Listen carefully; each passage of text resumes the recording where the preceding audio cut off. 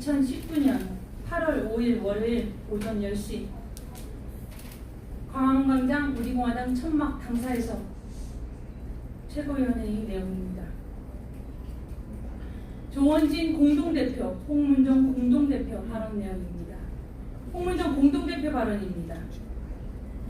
무늬만 대통령인 문재인이 더 이상 그 자리를 보존하는 것을, 역사와 국민에 대한 범죄를 저지르는 것. 지난 주말 문재인 정권은 청와대 윤도한 국민소통수석, 최종건 평화기획비서관, 조국 전 민정수석 등이 총동원하여 페이스북에 글을 기재하고서 한일 전쟁을 치르듯 참모 공작을 벌였습니다. 여당인 더불어민주당에서는 국회가 이번 한일 정부의 임시정부라고 규정하고 전투를 독려하고 있는 듯한 상황입니다. 민노총과 좌파 시민단체들은 익히 예상했던 대로 반일 감정을 무기로 다시 촛불을 들고 있습니다.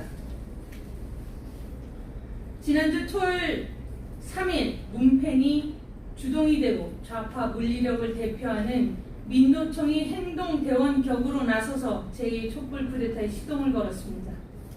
이제 이들은 청와대 문재인과 그들 종북파 측근들이 한일전 수행을 위한 명령을 내렸으니 중국 문화 대혁명 당시 홍위병들처럼 자본주의 추종 세력들과 우파 정치인들을 반동으로 규정하고 인민재판 열기를 더해갈 것입니다.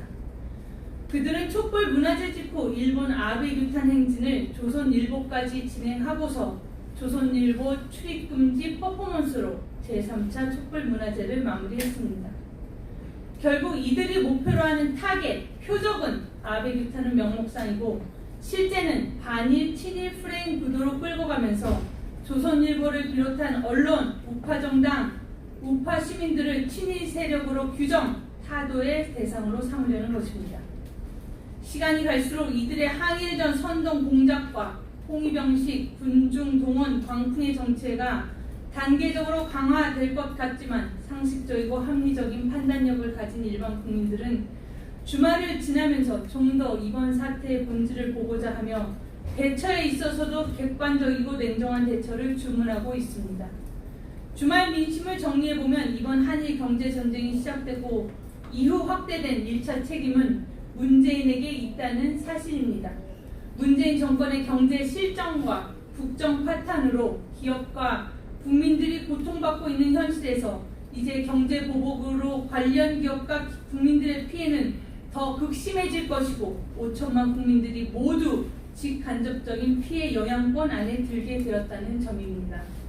한국의 대공, 방어 체계를 무력화할 수 있는 장사정포를 김정은이 하루가 멀다 하고 발사하고 있음에도 침묵하고 있는 문재인 종북좌파 정권은 이번 기회에 대한민국의 주적은 북한이 아니라 일본이라는 점을 만천하에 선포하려고 하는 것 같습니다.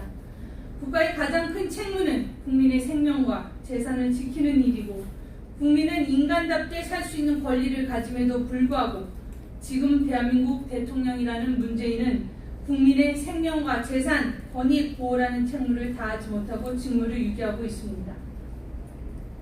1965년 6월 박정희 전 대통령은 대일 국교 정상화 회담 결과에 대한 국민 담화에서 각박한 국제사회의 경쟁 속에서 지난날의 감정에만 집착해 있을 수는 없다고 역설하시면서 어제의 원수라도 우리의 오늘과 내일을 위해 필요하다면 그들과도 손을 잡아야 한다고 하셨습니다.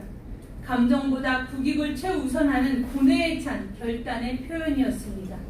이후 우리는 한일 청구권 자금을 밑거름 삼아 세계 12위권의 경제대국으로 발돋움하였습니다.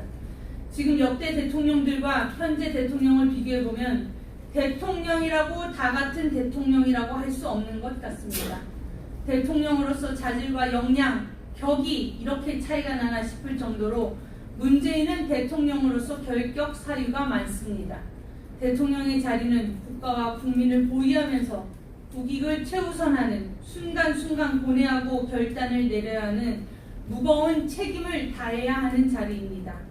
무늬만 대통령인 문재인이 더 이상 그 자리를 보존하는 것은 역사와 국민에 대한 범죄를 저지르는 것입니다.